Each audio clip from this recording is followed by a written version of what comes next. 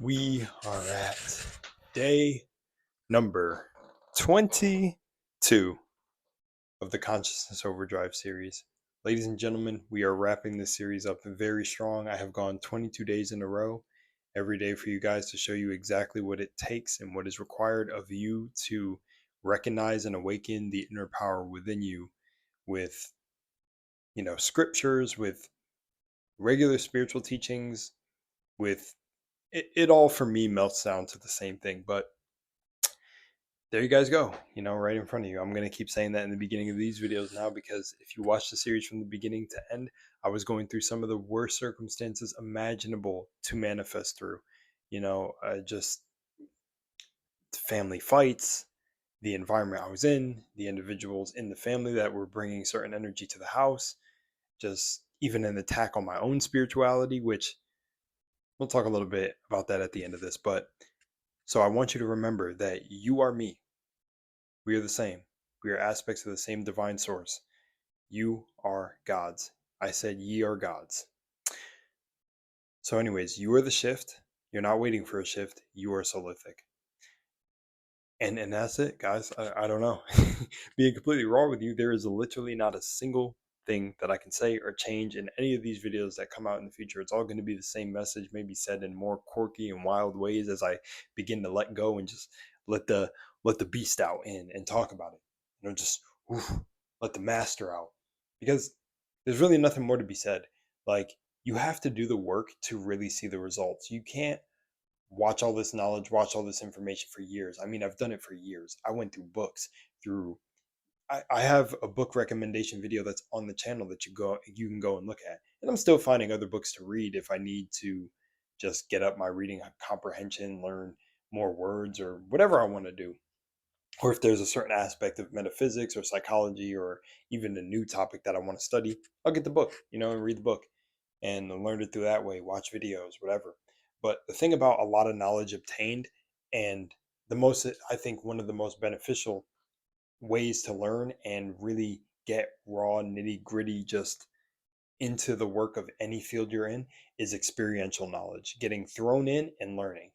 Like, when I was a dental assistant, I had no passion about the trade, anything, just saw an application, and I said in my mind's eye, I could see myself doing this thing and I can manifest it. And the way I manifested it was crazy too. Somebody I went to school with happened to be literally in that field. So, they brought me on board and said I would be amazing at the job. And I was. And I didn't know that dentistry was even a trade. But they threw me in. And one of the doctors that I worked with even said it. Dentistry is like the fire. You're thrown in the fire. Sometimes you're just going to get thrown in, and you got to just be able to do your things. And again, being mentorable and being able to take heat. I was not offended at anything that they tried to teach me or any way I was even spoke to, as long as it isn't wild disrespectful. Like, again, still have boundaries and still remain in your frame. Don't, just take shit. If somebody's, you can read that somebody's being rude for the sake of being rude. But if someone's trying to be stern with you and really get the message across and just really trying to get you to learn. Shut your ego off. It doesn't matter. For me, I don't really care. I know reality is a video game, so I never take anything that anyone says to me personally. And this was way before I even realized reality was some sort of organic simulation of the divine just echoing and playing out. But yeah, I say that to say that the inner world is the most important thing you will learn on this journey to master. It's you. You don't need to know the how. You don't need to know the skills. You don't need to know the what, the when, the whatever. It will all come as you begin to embody that future you that you want to do. So with dentistry, I knew I'd be able to do it and learn it quick. My girlfriend said this about me, and this has actually been a quality that other people have pointed out to me, but I never really seen in myself, is that I pick things up very quickly. I learn very quickly. I didn't know this until I seen it with dentistry. I picked it up very quickly, memorized the local anesthesia and everything very quickly. I feel like mastered teeth fillings very fast. So, and passing the tools over in which hand and the cleaning, it's just, yeah. And of course I made mistakes. I made one mistake. And again, I don't know if it was really really on me, because I swear I don't know how this happened one day, but it was like just like a slight mistake that could have been a bigger one, with something that had to go in the sharp side, because there was there's needles and anesthetic you deal with, and putting that in somebody's mouth, that's a health risk if you get pricked by the needles, because you don't know the inner bacteria biome of someone's mouth, and people say that's one of the dirtiest places where bacteria is. So dealing with teeth, when you're putting anesthetics, you got to be careful where you put that little needle tip at the end. But I swear, when I was working with someone in the room, not trying to dodge if it was my fault or not, I we were quickly cleaning up, and a needle got put in the other side of the sharps bin. But I just took responsibility for it, because I don't know if it was the person that was with me in the room cleaning to put it in or not. So I just took it. But uh, yeah, I got scolded for that. They were like, "Look, you're gonna learn something really fast. Do not mess up this part of it, like putting the needle, because if it pricks someone's glove or something, we got to get rushed off to the hospital, blood work, and all this thing." And it happened to the person that it almost happened to again. So I was like, "Oh damn, like I'm sorry, I did not mean that." But I took it on the chest and moved forward. It's nothing personal. You live and you learn. And that's one of the biggest things that I have to say with manifesting, or even moving into a new paradigm, is you'll attract. It's like when the student is ready, the master appears, or even vice versa. And just be ready for it. Be ready for everything that it'll bring you, that the universe will bring you, because it's a surrender. Like, surrender to this stuff, and you will be taken care of in every single field. I'm saying all this to give you guys new perspectives on just like different aspects of when the unfolding takes place. Like for me, I do not like relying on people. That was a part of my old identity. But then I realized, with this new identity I was creating, I have to allow, because basically saying that I don't like relying on people, or don't want to feel like a burden, is basically creating that same energy, where it's like, where someone goes, "Oh, I don't want to experience bad men, or this and that." But that energy, like, I don't want to experience this. I don't want to experience coworkers doing this, or I don't want. Well, your subconscious mind can't tell the difference between what you want and you don't want to experience, if you have a heavy emotional connection to the thing that you're saying you don't want to experience. So then your subconscious mind doesn't tell the difference between what you want or doesn't don't want. It just pays attention to whatever is creating that feeling and amplifies it. So the more I don't want to feel like a burden to somebody, the more the actions I do around, whether it be an environment or a house I'm staying at, or wherever I am a job, that the events of increasingly feel like a burden will magnify. But instead, just knowing, like, I'm in my true place doing what I love to do, or I'm never a burden, I'm an asset to a team, or this, that will be reflected. And I'm telling you, in the shifts and everything that I have to let go of now, I've done my normal things that I was doing while I was saying that I didn't want to be a burden.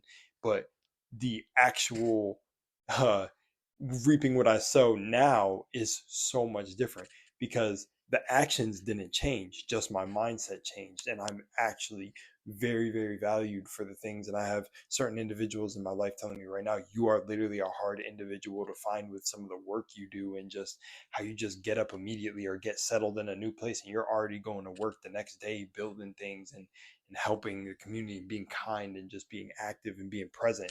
And it's like, I was always that person, but my identity before was, "Oh, I don't want to be a burden," or I was doing it out of not being a burden, instead of seeing my true worth that I bring to a community of people. And also, environment plays a role. The things I was doing, like, in my old house, and I can speak on this now, which even my friend's mom said, "Oh, wow, I'm not going to be having you do things like that." In my old house, though it wasn't really looked upon, there was slight jokes made about, like, how, I kind of wasn't contributing to the house. But I was washing all the dishes, I was cleaning the floors, I was cleaning the bathroom. I bought an air purifier and a dehumidifier that basically stopped the basement and any mold growth that would have continued, because if it wasn't me in the basement taking care of those things, and they don't know this, but I knew this behind the scenes. This is still technically one take. I forgot that my YouTube alarm for uploads was going to go off, but essentially what I was saying in the past is that value was always acknowledged by me, but because of how I felt about how I don't want to be a burden to the household, it started to switch over time, where my girlfriend even seen it. She was like, "Yo, they don't really even see everything you do." And even I was going to be the one to get in the backyard and start raking all the leaves, which I did. Just the original person who was going to put all the leaves in the bag didn't end up doing that. But I was even going to get up on the gutters, because we had, like, it was four men living in a house. and one of them was going to get up on the rafters and do the get up on the rafters, get up on the top of the roof and do the gutters and pick the gutters out, because we live in a house, so it's important to do those things and have them done. But the original person who was going to do it, my mother told me they got up there and didn't really do anything. They got up and I'm not saying this to talk down on anyone living there, but just the point is that I took care of the house, but there was still this not seeing my value of someone who reminded people of the garbage, did the sink. Because if you leave dishes in the sink and do stuff like that, then you can get roaches if your sink is filled with stagnant food and water. So I was making sure it was always empty. I was making sure the basement was taken care of so the mold didn't get into the ventilation system, while also being under the effects of the mold. Like, these are things that they didn't think about, that I never really brought up, because I kind of like just stayed in my place, because I didn't feel like they seen it as value. But now I know, no, that's valuable. Every person has a role to play. Just the individuals that I was around, I don't think seen it like that. They just simply kept it in the, oh, do you have a 9 to 5 or not? Which I was also doing my own business on the side while looking for a job. So it's just, I'm so glad to be out of that environment and be around people that actually value me now for what I do, and literally just don't even, they're like, just like when I do certain actions, they're like, oh, I know you're my guy, or oh, now I know you're reliable. You're yeah, like, and that's what I love is my entire life it's always been people outside of my family to see my actual value. And I mean, that's just a blessing and an honor, just being someone who feels like a godly driven dude. Like, truthfully, all this awakening and spiritual stuff that I bring to the table comes from the heart. It's not me getting on here and trying to fake it to y'all. I genuinely live this shit like I live it. I've done all the meditations. I've seen crazy things in meditation. I've in this series I proved to you guys in 30 days how you can shift your entire life. I literally shifted my entire life in 2 weeks. It wasn't even the full length of the series. So, keep that in mind. But anyways, I didn't want this video to get cut in half because I didn't want to edit it together. I wanted them to be raw one takes. But yeah, what happens happens. The video is still going to be freaking amazing for you guys, and I'm going to keep faith that this message resonates with you. Resonates. It's because of my lisp. I got to get used to just speaking with my lisp and not trying to like hold it back. Why not, bro? People like the way I talk and the way I articulate myself, so I should stop getting in my head about it. But yeah, you know, um, I know you guys are going to resonate. That's part of my self concept. I need to push up there. I know the right person and the right people are going to resonate with the message and hear me out. But I need you to understand you're one with God. You're whole, complete, perfect. God supplies all your needs every day. You will meet your community. Don't lose faith. Don't lose hope, because faith is really the one thing that we have that creates our entire life. It's all scientific and also divine at the same time. It's a divine intelligence. You are taken care of. Believe it, embody it, and do not waver. It does not matter what your life looks like. Trust me, I had no money to safely move. No money. And what you're looking at is me in a room safely here, kitchen and everything. I could probably give it the tour in different videos, but also it all depends because I'm like a little bit with privacy. But I have been taking videos in different spots of the apartment and the sunroom, the kitchen, and just free to I can wake up. No, again, another thing in my living situation that was annoying aside from the mold that I didn't outwardly express because it felt like I was a burden was the smoke. I've been living in cigarette smoke like almost like my fucking entire life. And I'm gonna tell y'all, being real, being raw, I just didn't want it to affect my health. But I was always joked upon or made fun of like, oh, it's like, oh, the cigarette smoke bothering you, cigarette smoke. And they made it as a joke, as like you're not killing your fucking health. And like I'm just getting the second hand of that. Like, no, fuck that. I'm so glad to be away from that shit. I'd literally rather be homeless than to smell that shit every day. And I'd rather be homeless in nature, smelling nature, rather than living in a mold ridden room. Like, I don't want to shorten my lifespan. I got a lot of things to do today. And my faith can only keep me alive so much. There's a biological aspect to this world. So I don't want carcinogens and shit in my lungs. Fuck that. So I'm glad to be in a clean, healthy space. I can wake up and smell food cooking. I can wake up and cook.